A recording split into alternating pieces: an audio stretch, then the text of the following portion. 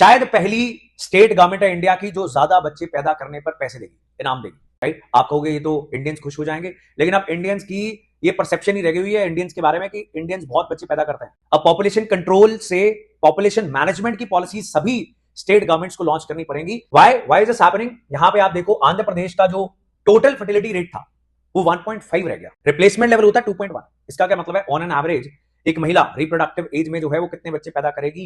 अगर 2.1 है तो मतलब पॉपुलेशन मोर और लेस स्टेबल रहती है, जितनी है उतनी रहती है। जितने लोग मर रहे होते हैं ऑलमोस्ट उतने लोग ही पैदा हो रहे होते हैं 2.1 पे।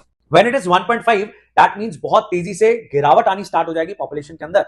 अब पॉपुलेशन कम हो रही है, सो व्हाट? तो प्रॉब्लम क्या है? प्रॉब्लम बहुत सारी है। पॉलिटिकली आपकी से कम होगी, जिस स्टेट में पॉपुलेशन कम हो जाएगी उसके लोकसभा के एमपीज कम, राज्यसभा के एमपीज कम, एमएलएस कम। Nobody cares about smaller states during national elections. Politically speaking, economically youngsters नहीं रहेंगे, काम कौन करेगा? वर्किंग एज पॉपुलेशन नहीं है, और यंगस्टर्स नहीं रहेंगे, पॉपुलेशन बढ़ेगी नहीं तो डिमांड भी नहीं बढ़ेगी। इकोनॉमी की डिमांड नहीं बढ़ेगी, कंजम्पशन नहीं बढ़ेगी, तो जीडीपी ग्रोथ तो नीचे गिरनी स्टार्ट हो जाएगी। Because who is going to buy things, goods और सर्विसेज को डिमांड कौन कर रहा है? अगर आबादी कम हो रही है तो इकोनॉमिक प्रॉब्लम भी खड़ी हो जाएगी।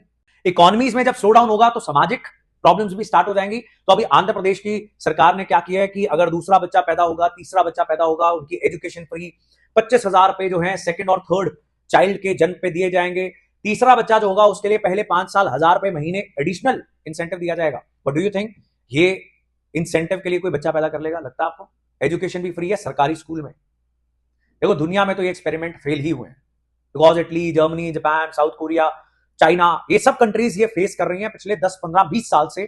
उनके गांव के गांव खाली हो गए, अबैंडन्ड विलेजेस वहां पे मिल रहे हैं।